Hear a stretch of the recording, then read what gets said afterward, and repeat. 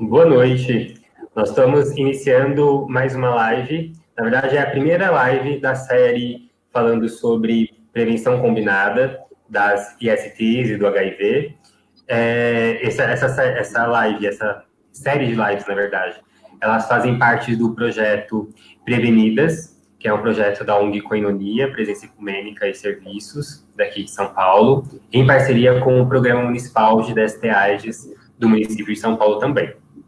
Hoje a gente tem aqui a participação da Tatiana Pavan, que ela é médica, pediátrica e coordenadora do SAI, de DST-AIDS aqui do Campos Elíseos, e o Pedro Júnior, que é um jovem graduando em administração e um jovem vivendo com HIV. Eu queria que vocês primeiro se apresentassem um pouquinho, né, rapidinho, o trabalho que vocês fazem, enfim, as ações que vocês fazem, na verdade, e aí a gente já começa o nosso bate-papo. Quem começa? Pode começar, Pedro. Então, eu me chamo Pedro, eu tenho 24 anos, moro na Zona Leste e na Vila Progresso. Eu estou com HIV desde 2012. Desde 2012, fazem 3 anos. Bacana. Tatiane. Eu sou Tatiane, sou médica, sou pediatra, imunologista, trabalho no SAI Campos Elíseos aqui no centro de São Paulo há 5 anos e estou como coordenadora da unidade há 1 ano e meio. A gente trabalha né, eu não sei se todo mundo conhece o que é um SAI, mas um SAI é um serviço de atendimento especializado. A gente faz tratamento de HIV, a gente trabalha com prevenção, faz ações extramuro, testagem, aconselhamento, tudo isso voltado para as DST e HIV, e principalmente o HIV, né? Bacana. E como, Pedro, na sua vida, sempre teve presente essa questão da testagem? A testagem tanto para o HIV, para hepatite, para sífilis, enfim. Você sempre teve isso muito próximo de você ou não? Isso é uma coisa muito distante e por algum acaso você caiu nesse processo, assim? Não, foi algo muito distante para mim. Eu não tive abordagem do assunto, ou não me lembro ou recordo de ter visto nenhuma campanha ou algum incentivo. Então, isso não. é, Eu fiz o teste no momento que eu estava voltando do serviço de trabalho, porque eu estava com a saúde mais ativa, e eu desci do ônibus no posto de saúde, que era bem afastado de onde eu moro.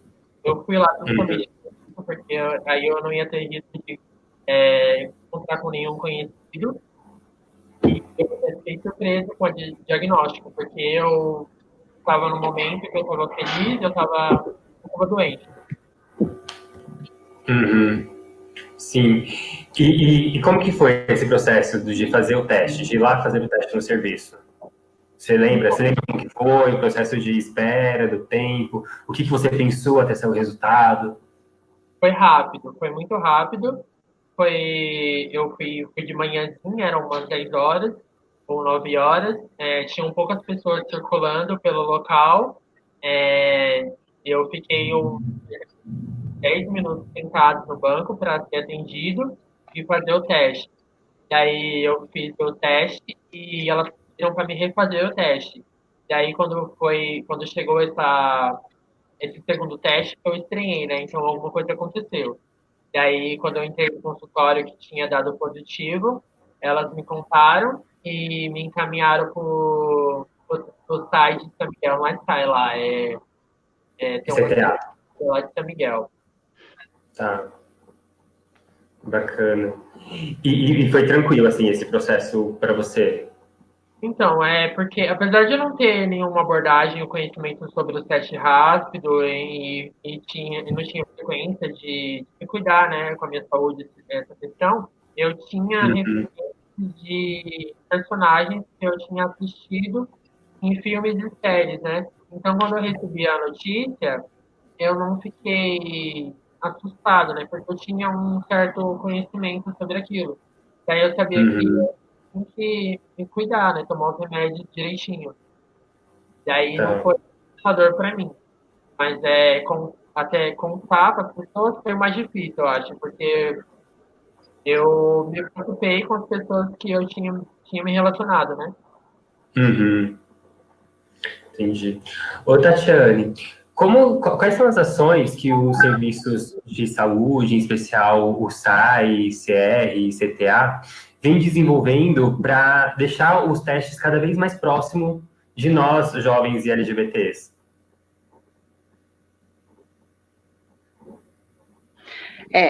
Assim, acho que é importante dizer que os SAIs, principalmente, não são regionalizados, né? Então, você pode, em qualquer uma das unidades no município, e fazer o teste. É só você levar seu documento com foto, né? O cartão do SUS, de Uhum. preferência. Só um A parênteses, Tatiane. testagem, elas são todas feitas... Oi? Eu acho que seria interessante só você falar o que significa ser regionalizado. Qual a diferença da UBS e do SAI? Desculpa. Imagina. A UBS, o posto de saúde, ele atende uma região específica, que é uma região próxima de casa, da sua casa, né? E tem uma abrangência. Então, você fica limitado naquela UBS, ela atende o seu endereço. O SAIS, qualquer serviço de DST-AIDS no município, da rede municipal principalmente, ela não tem essa regionalização. Então, você pode morar, inclusive, em outro município, que você vai ser atendido. Você não precisa escolher uma unidade próxima da sua casa, até porque, outras vezes, você não se sente à vontade.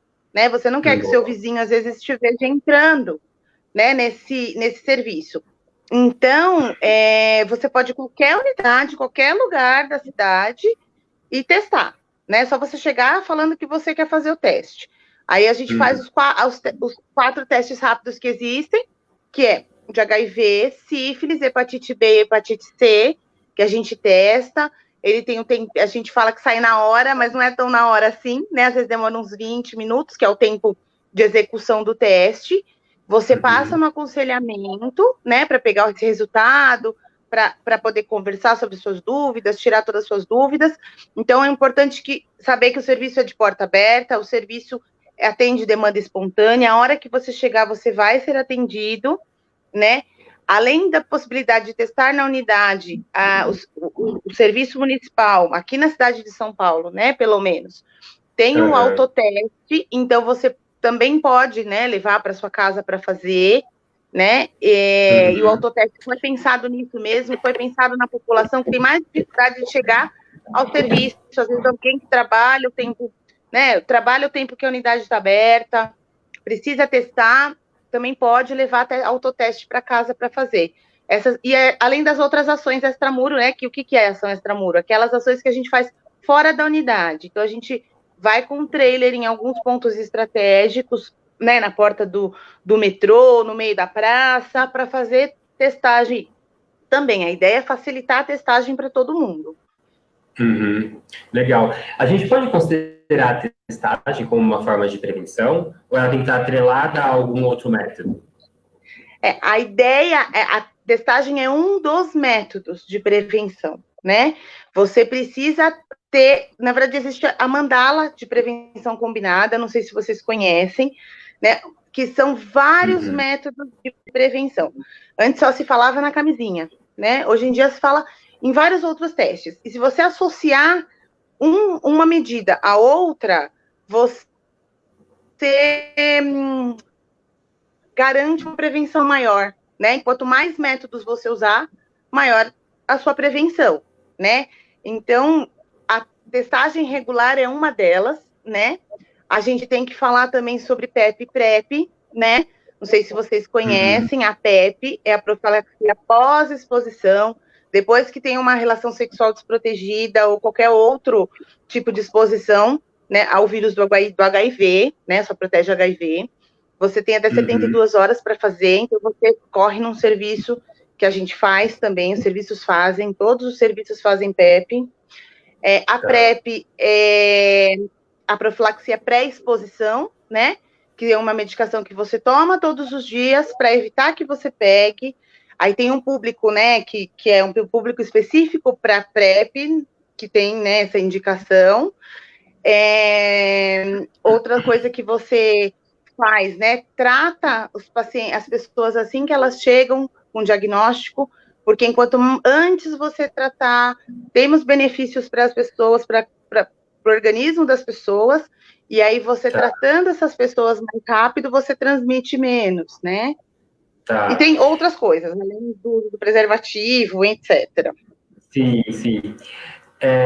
A gente já vai tocar nesses outros pontos aí que você trouxe também pra gente. Mas Tá. antes disso, ô Pedro, como que foi para você realizar o teste? Ele deu positivo, e como que você se sentiu? Assim, você se sentiu acolhido pelo serviço de saúde que você estava? E se você se sentiu acolhido, por quê? Ou mesmo se você não se sentiu acolhido, por que não também? Bom, eu acho que não, porque lá, não pelas pessoas, né? Mas é porque lá onde eu fiz o teste rápido, eles não eram pessoas especializadas no assunto, né? Então eles Tá. fizeram o papel deles, eles me encaminharam para outro lugar especializado. E, bom, Então, você não fez o teste dentro, nem no SAI, nem nem no CTA, você fez em outro lugar. sim, foi num posto de saúde comum, igual ela falou, de bairro, de comunidade. Daí eu fui lá, fiz o teste e deu positivo, mas elas me encaminharam para o especializado, né? Daí elas Uhum. foram super gentis, me explicaram direitinho e me encaminharam pro CTA de São Miguel, é CTA, né? São Miguel, e lá eles me encaminharam para o SAI Fidelis, que era onde eu iniciei o meu tratamento e estou lá até hoje. Daí, Tá. pode falar. Quando você chegou nos serviços, no CTA e no SAI, nesse momento você se sentiu acolhido ou também não? Hum, Sim, eu me senti muito acolhido. Eu lembro de ter rido muito com as atendentes lá, porque estava tendo movimento e eu sentado lá na cadeira, elas estavam conversando, e elas tiveram essa capacidade de me acalmar, de me alertar. Mas eu sempre fui uma pessoa que me pergunta muita coisa, que jogava mais perguntas atrás de perguntas, e eu acho que Uhum. elas não tinham um entendimento completo, né? Mas de tudo isso foi sanado com o meu doutor João, que é com quem eu passo até hoje no Type 10. Legal. Ô, Tatiane, qual é a importância do acolhimento quando o teste tem um resultado positivo? Tanto no sentido de fazer esse acolhimento da pessoa mesmo, do indivíduo, que acabou de receber um teste, que muitas vezes vai ficar fragilizado com esse resultado, e até mesmo no sentido de fazer a inclusão dessa pessoa dentro do serviço.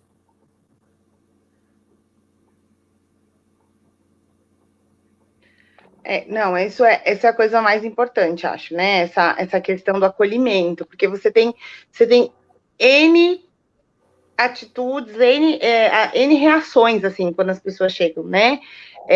Você tem que nem o Pedro chegou, ele já tinha o resultado, ele já tinha passado aquele primeiro impacto, né? Quando ele chegou num SAI. Mas esse acolhimento é muito importante, porque a pessoa recebe o diagnóstico, muitas vezes ela vai testar, porque foi o que nem o Pedro falou. Às vezes está com uma vida sexual ativa, né? Mas assim, ele foi testar porque ele achou que poderia ter uma possibilidade, né? Mas na verdade, ninguém está preparado, né, para um resultado positivo. Então, o acolhimento é fundamental, principalmente para quando vem um resultado positivo. Tirar as dúvidas. Às vezes a pessoa até nem está preparada naquele momento para ouvir as dúvidas, porque ela está tão emocionalmente abalada ou né, confusa, que ela não consegue absorver a informação.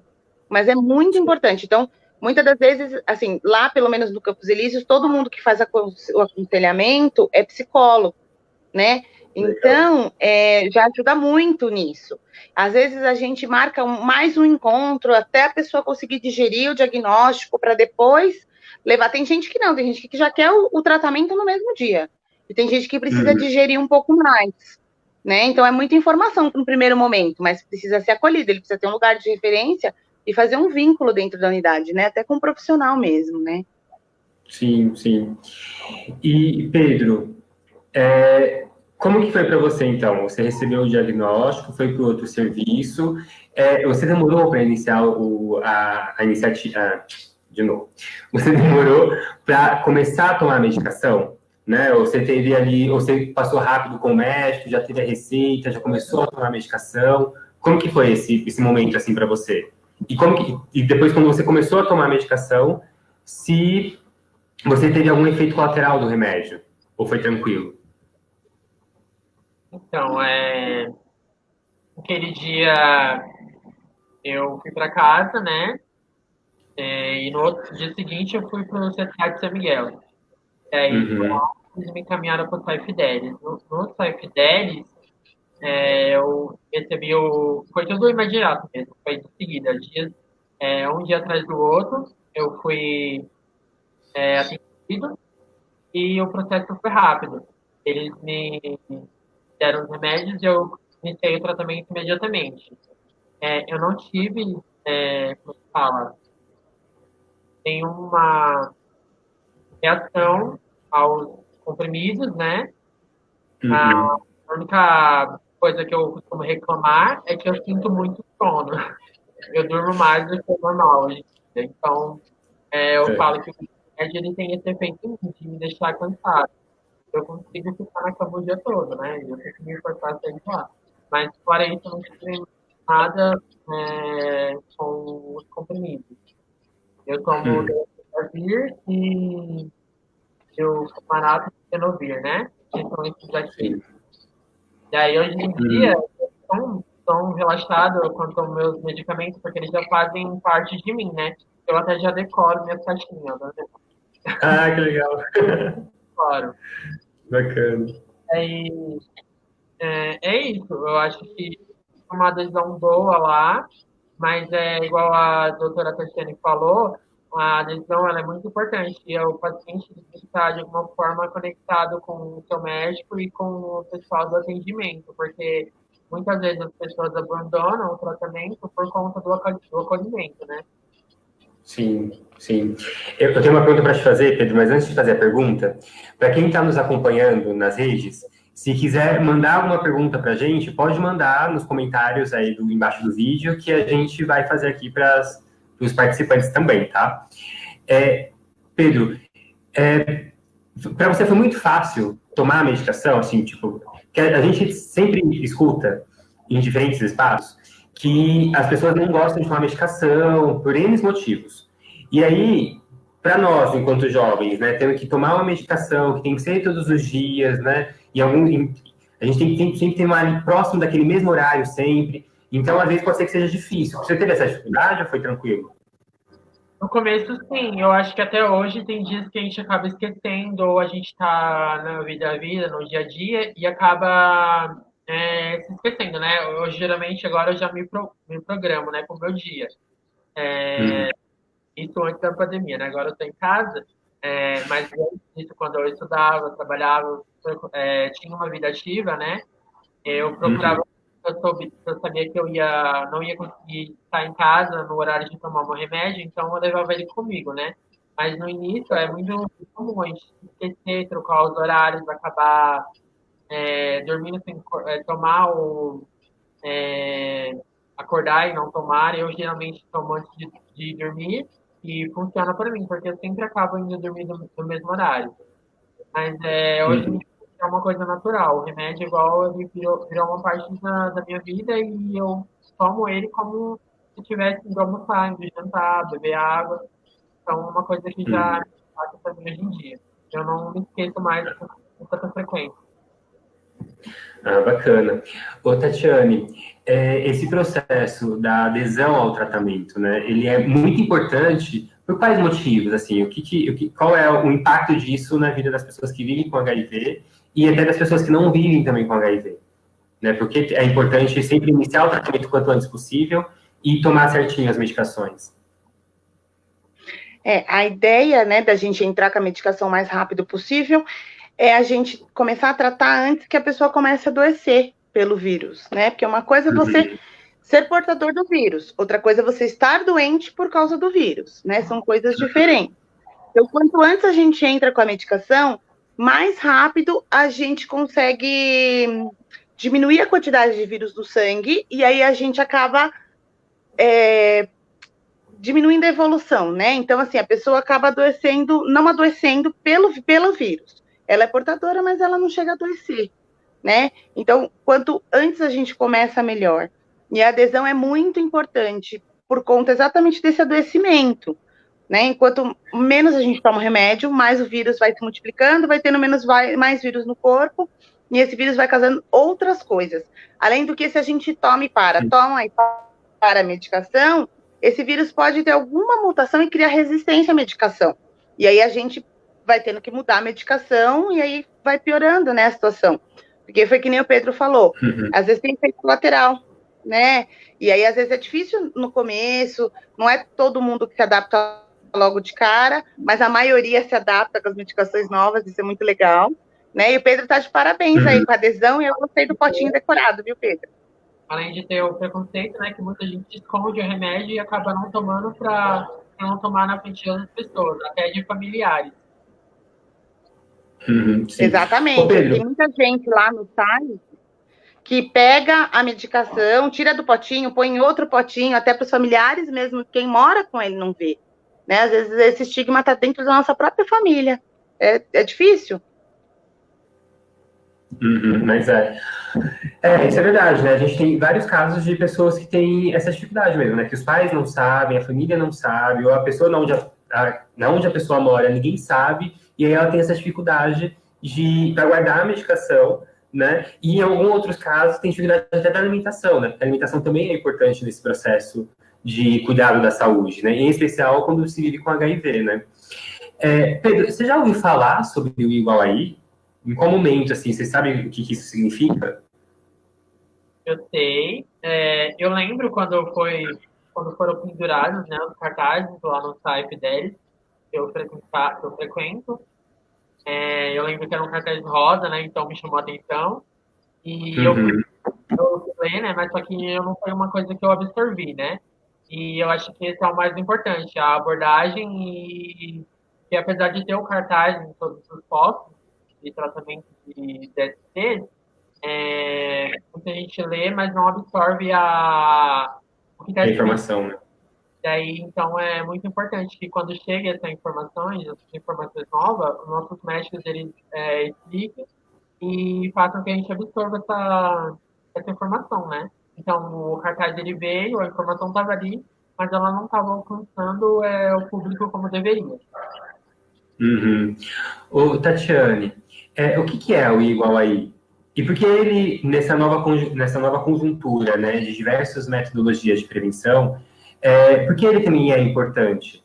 Né, tanto na vida de quem vive com HIV e da vida das pessoas que não vivem? Acho que a gente precisa entender o que é o I e o que é o outro I, né? I igual a I é indetectável, é igual a intransmissível. O que é isso? Né? O HIV, ele é um vírus que está no nosso sangue, né? E a gente usa duas células, né? Para poder medir essa quantidade de infecção ou como está indo a doença. Que é o CD4, que é a célula de defesa onde o vírus se instala, né? Onde o vírus entra, que é o CD4, né? Então, quando tem muito vírus, ele entra em mais células de defesa e aí ele vai matando essas células, por isso que a imunidade fica baixa. Porque o vírus mata o CD4, né? Então, a gente usa quantidade de CD4 para saber como é que está essa imunidade desse paciente, e a gente usa a carga viral, que é a quantidade de vírus que a gente tem no sangue. E aí, quando você toma a medicação direitinho, tem uma boa adesão, essa quantidade de vírus é tão baixa, que ela é indetectável. O que é isso? Pelo método que a gente usa para quantificar, para ver essa quantidade de vírus, ele não consegue detectar. É abaixo desse limite. Então, ela é indetectável. Quer dizer que tem muito poucos vírus ali circulando, né? E aí saíram muitos estudos que dizem que a pessoa que tem essa adesão boa, que está indetectável nos seus exames por mais de 6 meses, né? Então também não adianta ficar indetectável e já achar que está tudo bem. Tem que manter por 6 meses indetectável. Essa pessoa, ela não transmite por via sexual, então ela é intransmissível. Esse vírus é intransmissível por via sexual quando a pessoa vivendo com HIV está com essa carga viral indetectável há mais de 6 meses, né? Por que isso é muito importante para a prevenção e para a qualidade de vida? Porque quanto mais pessoas vivendo com HIV têm essa carga viral indetectável, menos vai transmitir. Então, para o impacto na epidemia de HIV, isso é muito importante, né? Que as pessoas não transmitem o HIV por via sexual. Enquanto mais ela tiver indetectável, maior tempo indetectável, mais vida normal ela vai ter, porque não vai ter vírus suficiente para matar aquelas células de defesa. Então ela adoece menos. Então o nosso meta é tornar essas pessoas com um exame, deixar esse exame indetectável por bastante tempo. Essa é a ideia. Então, indetectável é igual a intransmissível por via sexual. Bacana. Eu acho que é bacana essa explicação da Tatiane, até para a gente também compreender que a questão do igual aí não é uma forma de responsabilizar a pessoa que vive com HIV para que ela tenha uma saúde perfeita, enfim, para não transmitir o vírus. Mas sim de compreender que, a partir do momento que ela está indetectável, ela tem uma saúde melhor, né? Que daí é muito mais difícil ela ficar doente, muito mais difícil ficar gripada, muito mais difícil ter várias outras complicações na saúde, né? E também contribuir para não transmitir o vírus para outras pessoas. Pedro, no seu redor, você acha que essa explicação da Tatiane, essa questão do igual aí, ele tá presente, assim, as pessoas compreendem, sabem dessa informação, né? Ou ainda tem esse processo do preconceito, né? Tipo, você vive com HIV, então já achei interessante, beijava você, ficaria com você, mas por conta do HIV, melhor não vou me arriscar. O que você acha? Isso acontece ainda no seu dia a dia, nas suas vivências? Preconceito e o estigma ainda existe, né? Na minha vivência, não, né? Porque as pessoas que estão próximas a mim, eu converso bastante com elas, então todos esses tabus, essas incertezas, esses preconceitos, eu tentei eliminar de toda a minha família, né? Então, eu já não tenho esse problema em casa ou no meu relacionamento. Mas sempre que a gente aborda com uma pessoa nova que não tem esse conhecimento, né? Essa informação, ela é normal, ela ter esse temor, ela ter essa desconfiança, mas é isso, o que deve ser feito é informar, né? Porque as pesquisas estão aí, foi comprovado cientificamente, vários casais, todos diferentes, todos, como é que fala? Casais todos diferentes, né? Foram testados e deram evidências que não transmite quando a pessoa é indetectável, né? Daí, você que ele existe, mas é uma luta, né? Como você tentar informar a pessoa, levar ela aquilo. Sempre vai ter esses credores, né? As pessoas que duvidam e contrariam até fatos científicos, né? Fazer o quê? As pessoas existem, mas a gente tem que sempre levar a informação e tentar abordar de uma forma coerente, coesa, para que acabe, né? Esse preconceito, esse estigma que corre em cima da gente.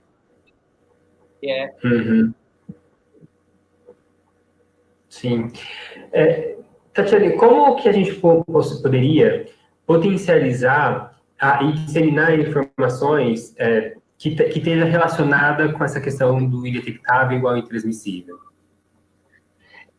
Eu acho que hoje em dia as mídias e as redes sociais são as coisas mais vistas e mais que conseguem disseminar melhor a informação que a gente tem, né? Então, tem muito trabalho, né, em relação a isso, muitas ONGs trabalhando com isso, o Programa Municipal de AIDS, na página deles também faz bastante postagem sobre prevenção, nós temos agentes de prevenção que levam as informações ao público-chave, né, além de a própria unidade tá o tempo todo fornecendo essas informações, né, mas acho que hoje em dia mesmo a mídia, né, eu acho que enquanto mais a gente militar, a gente mais a gente poder disseminar e colocar nas redes sociais essas coisas que a gente sabe, que a gente aprende, é muito importante, né? Porque a gente vai passando conhecimento, assim, eu acho que a forma mais dinâmica hoje em dia é essa mesmo. E é como o Pedro falou, deixar as pessoas à nossa volta saberem disso, né? Conhecer, a gente tem esse papel, a gente tem o papel de, pelo menos, aqueles que estão ao nosso redor, a gente poder ensinar, porque não é todo mundo que sabe. Né? Acho que quem está mais envolvido com tudo isso que acaba sabendo mais. Então, acho que mídias sociais, com certeza, e a gente levando isso às pessoas que estão à nossa volta, com certeza.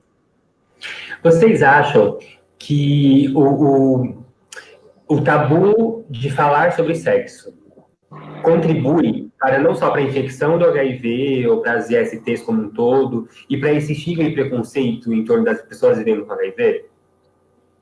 Com certeza. Por quais motivos, Pedro? Você acha?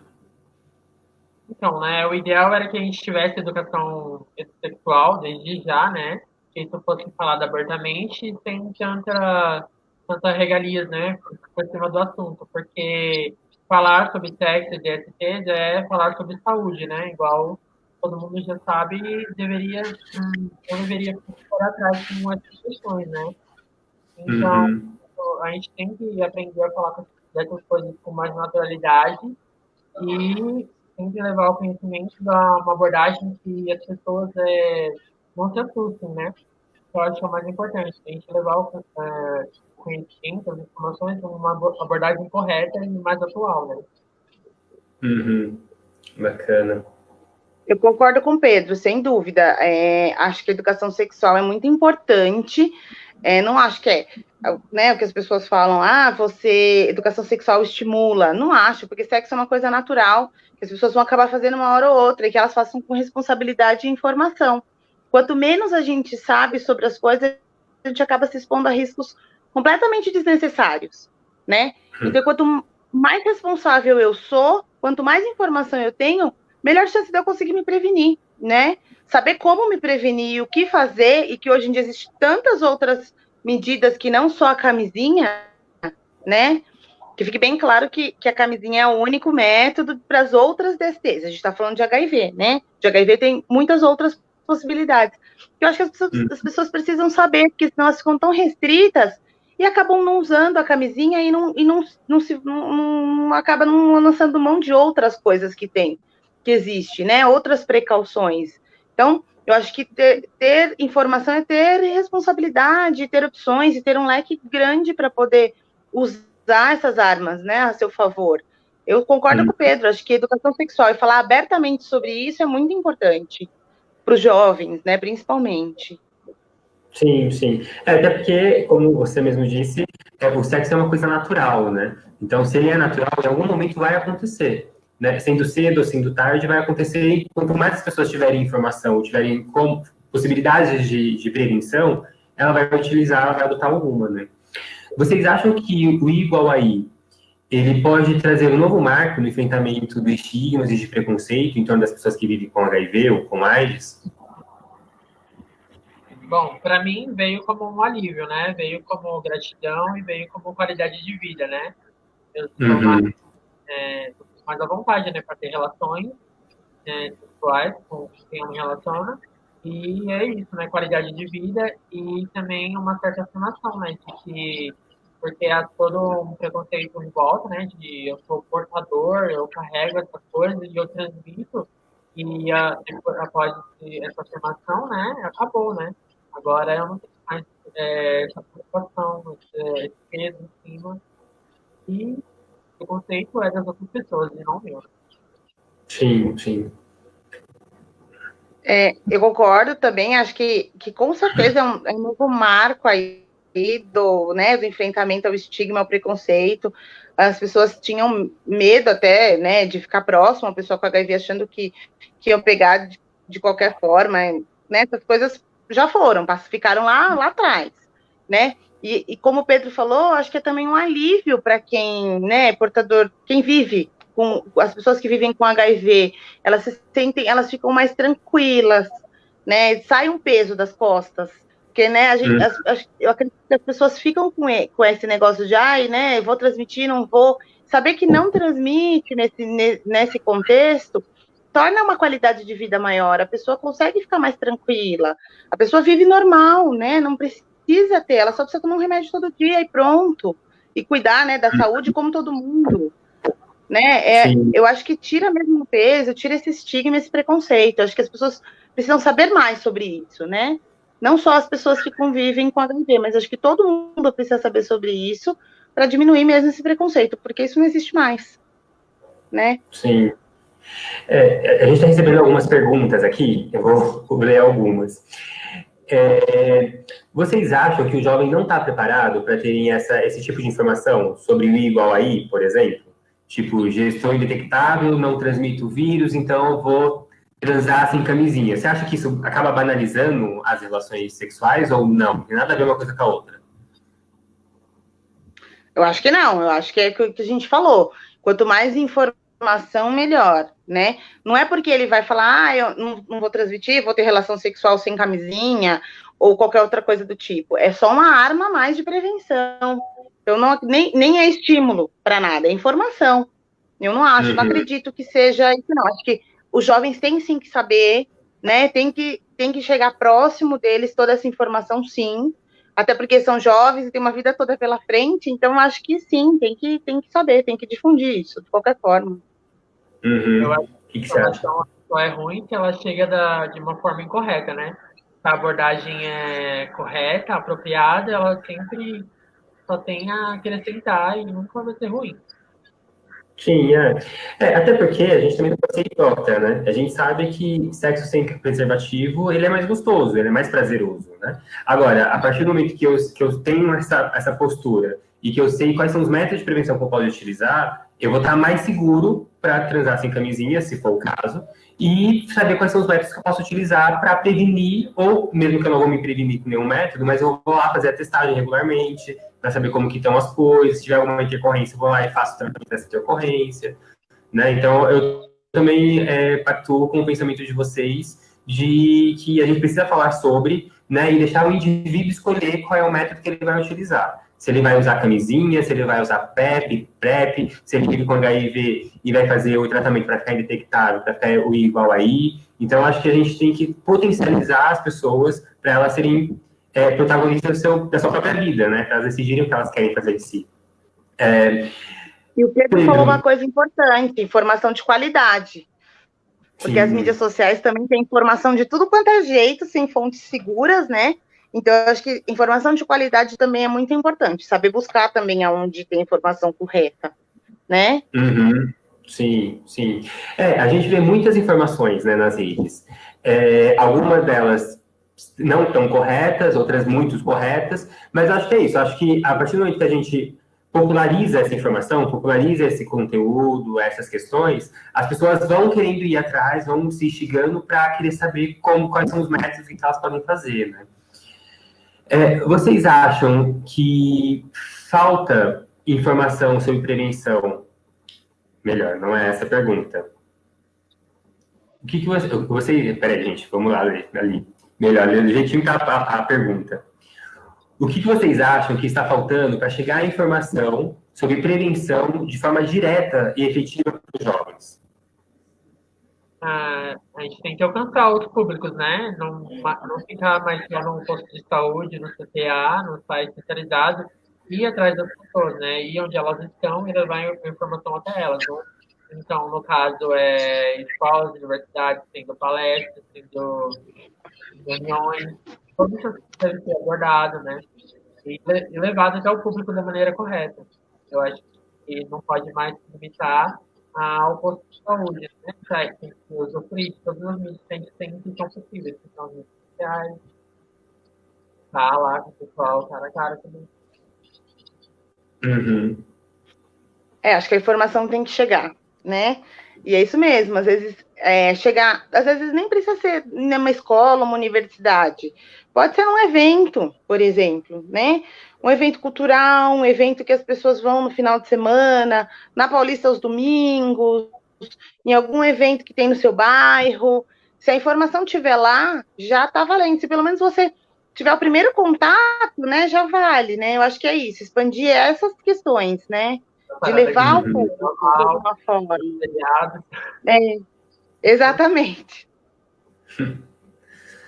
Não, mas eu acho que a gente, não só nós enquanto movimento social, mas o poder público também, a gente precisava pensar em estratégias, né? Eu acho que já vem sendo pensadas em diferentes estratégias de comunicação, em especial de comunicação direta para a juventude, mas eu ainda sinto um pouco de falta desse protagonismo de fato desses jovens, né? Participando e compartilhando essas informações, enfim, por mais que a todo momento a gente incentiva, a gente tenta potencializar, a gente tenta fazer que eles participem, né?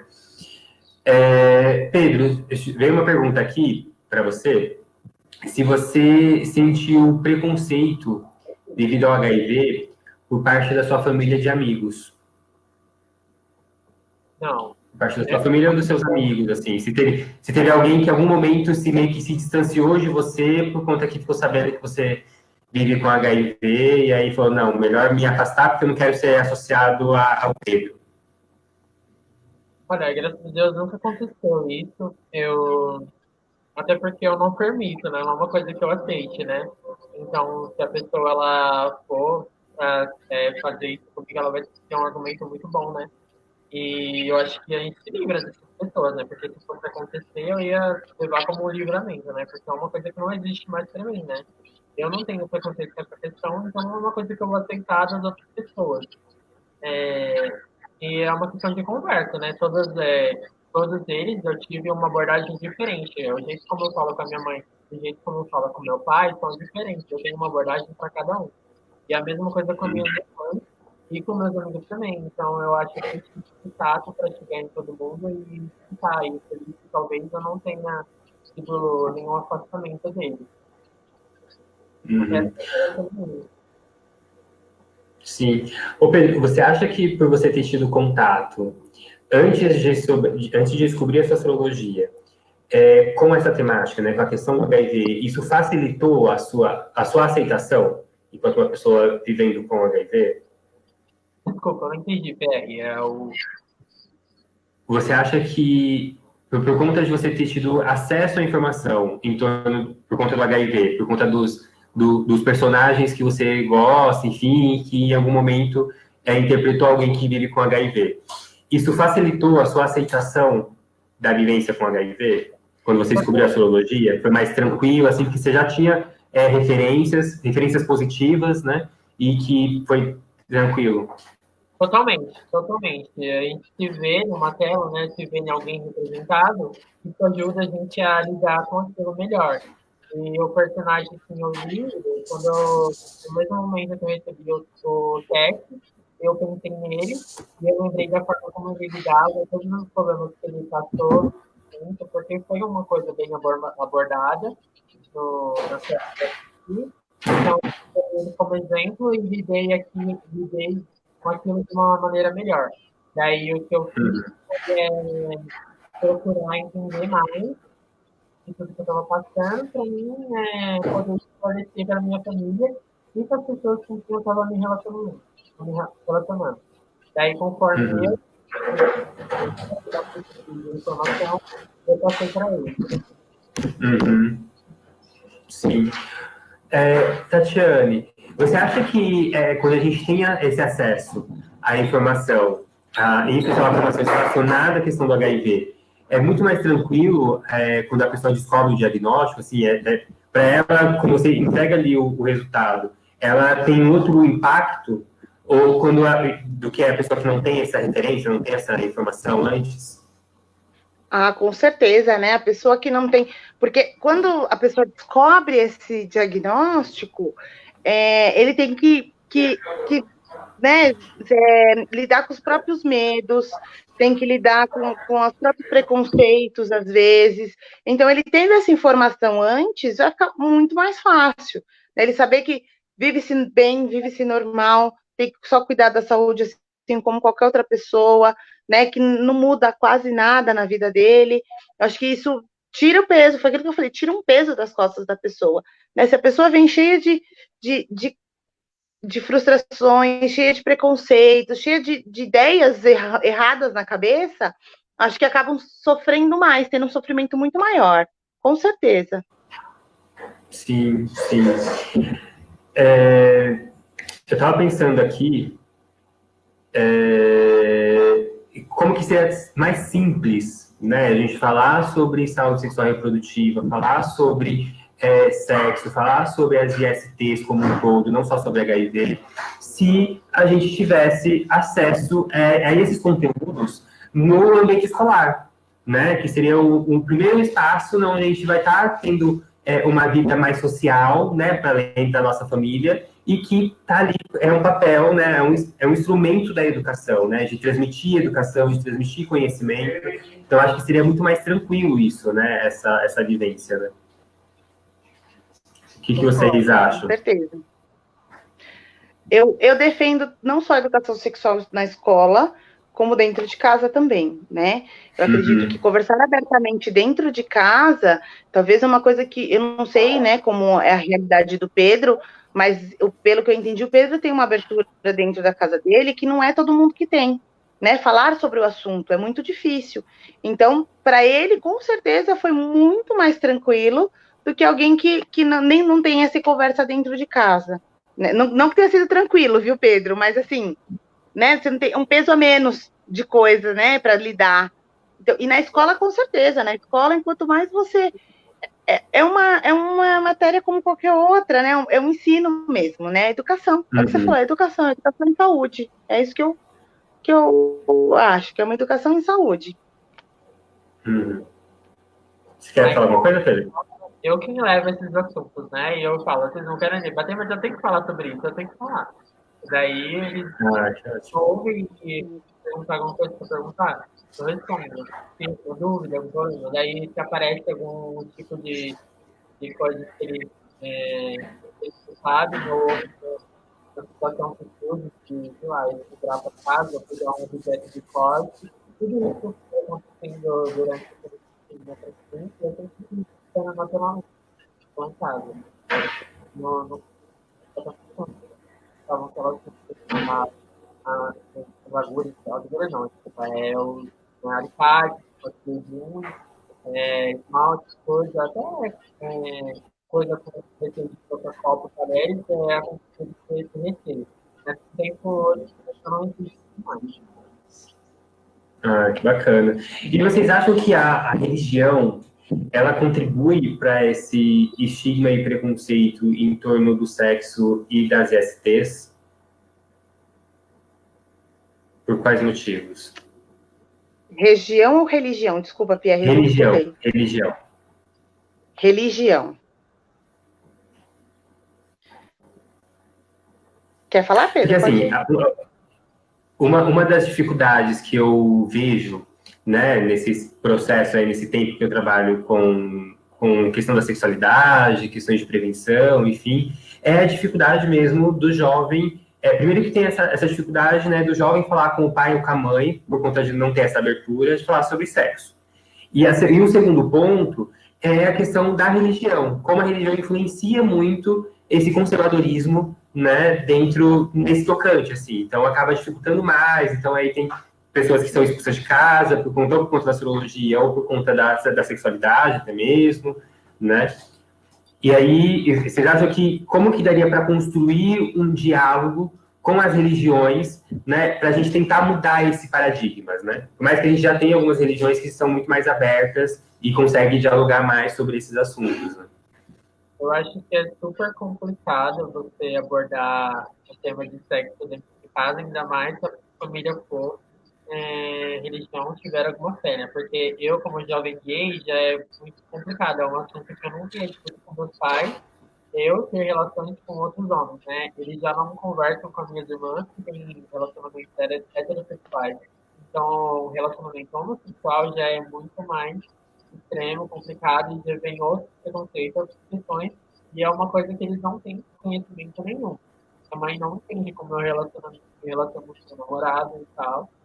E não é uma coisa que ela também queira saber. Ela não fala nem do relacionamento dela com o pai, né? Então, imagina se ela vai crescer de daí, quando eu também sou trans, então já um preconceito maior ainda, né? Porque você vai falar isso com a sua família, daí envolve a religião, fica mais fechado ainda, muito mais restrito e impossível de ter esse diálogo. Uhum. Eu acho que é bem complicada essa questão, viu, Pierre? Porque a questão da religião é uma coisa bem complicada, né? Cada religião tem uma doutrina, tem uma crença, né? Então, é difícil a gente falar abrangendo todas elas, né? Mas eu sempre acredito na redução de danos, aquilo que a gente pode fazer dentro da nossa casa para reduzir os danos, independente da nossa religião, né? Independente daquilo que eu acredito, eu acho que eu preciso orientar meus filhos da mesma maneira, independente do que aconteça. Porque se um dia acontecer alguma coisa, por exemplo, tiver uma relação sexual, né? Muitas religiões pregam relação sexual depois do casamento, né? Então, se tiver uma relação sexual antes do casamento, ele precisa estar armado das informações para poder fazer isso com responsabilidade, né? A tal da redução de dano. Então, independente daquilo que eu acredito, eu acho que eles têm que estar orientados sempre. Eu acho que esse é o papel da família, independente da religião, né? Proteger, orientar, informar e ajudar. Essa é a ideia, por mais difícil que seja.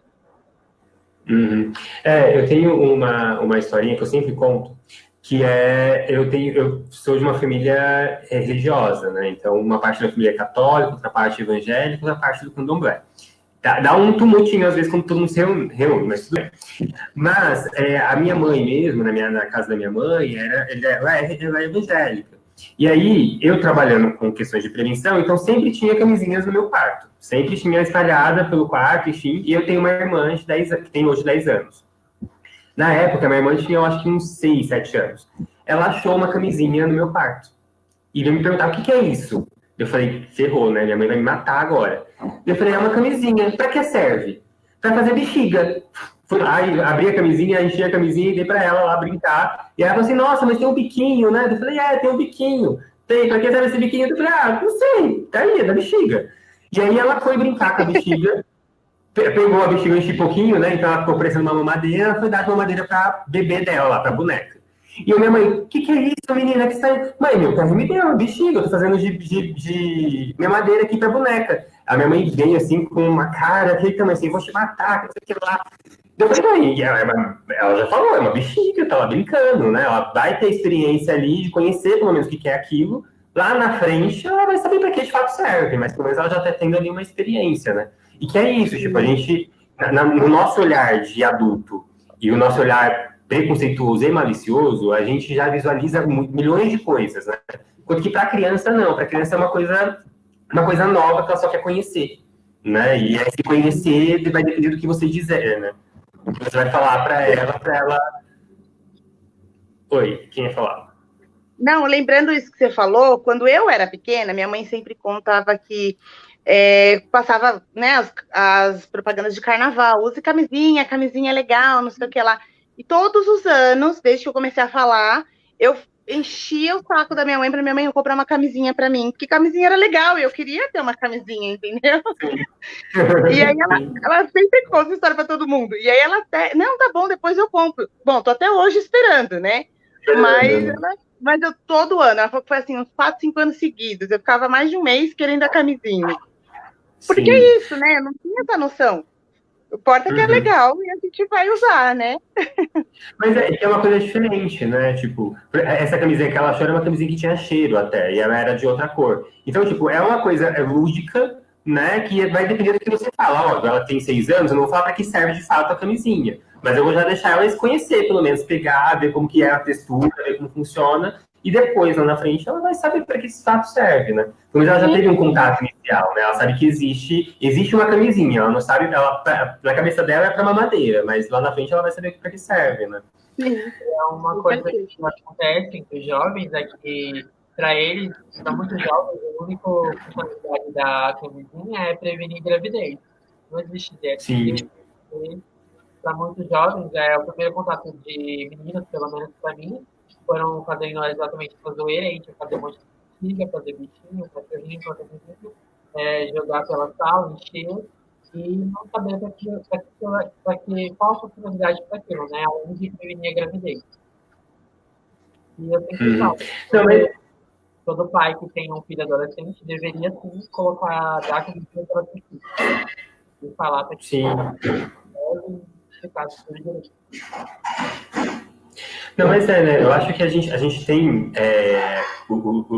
todo mundo, na verdade. Acho que né, não dá para falar que é só o Brasil, mas acho que é o mundo mesmo, né? A gente tem essa dificuldade de usar a camisinha justamente por conta de como que ela foi construída, né? De como que ela foi colocada para nós, né? Primeiro que a camisinha existe desde muitos anos, né? Muitos séculos ela existe. Só que ela foi, de fato, introduzida na nossa vida no advento da AIDS, né? A partir da década de 80, que isso entrou, e aí entrou para um grupo específico, né? Teoricamente, até então, que era só para o grupo de gays, enfim.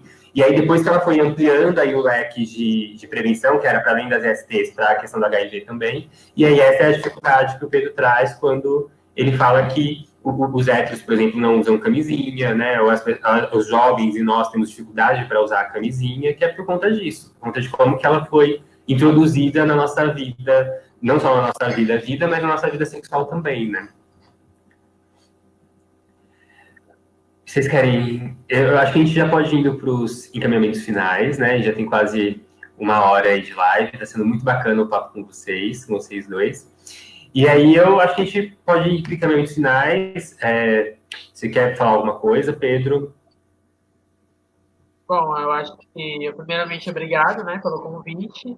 Eu entendo a minha posição, né, como pessoa que portador, que vive com HIV, e é importante a gente falar desse assunto, né? Então, a Conoinomia, né, que está promovendo a live, e eu queria agradecer o trabalho de vocês, e eu quero muito fazer outro curso com vocês. Ah, com certeza. A gente vai ter vários cursos ainda. Com certeza. E obrigado mais uma vez pela participação, por ter aceitado o convite. E foi muito bacana essa troca que a gente teve com você também, Pedro. E aí, Tati? Já estou íntimo, já, tô chamando até de Tati. Não, mas Tatiane é frase. Tati, todo mundo me chama de Tati mesmo. Queria agradecer o convite. Me coloco à disposição de todo mundo, de quem está assistindo, de vocês aí da ONG, para o que precisar, do Pedro também. Pedro, precisar, estamos aqui. Eu fico lá no SAI Campos Elíseos, que é no centro de São Paulo, na Alameda Cleveland 374, perto da estação Júlio Prestes. Podem ir lá, testar, fazer o que vocês quiserem, tirar dúvidas, conversar, pegar camisinha, gel, a gente tem tudo lá, tá bom? A gente está sempre de porta aberta, atendendo a livre demanda, conforme vai chegando, a gente sempre tenta acolher as pessoas da melhor forma, orientar. Estamos lá, segunda a sexta, no horário das 7 às 19. Obrigado mais uma vez, Tatiane, pela participação, pela disponibilidade de participar e bater esse papo com a gente. Pedro, de novo, muito obrigado mesmo, gratidão por vocês dois. E gente que está nos acompanhando, se vocês querem fazer o teste para HIV, para sífilis, hepatite, e qual era o outro? Que eu esqueci já. HIV, sífilis, hepatite B e C. Vai lá no site Simples Elísio, Nossa, hoje tá difícil aqui o engalo. Vai lá no site Campos Elíseos, procura a Tatiana, com certeza ela e a equipe toda vai apoiar e vai atender todo mundo. E sempre fazem o teste, gente, sempre vai transar, use a camisinha ou algum outro método de prevenção e adote o teste também como uma forma de prevenção. Gente, brigadaço mesmo. A gente vai se falando. Até a próxima. Beijos. Até mais. Tchau. Tchau, gente. Obrigado.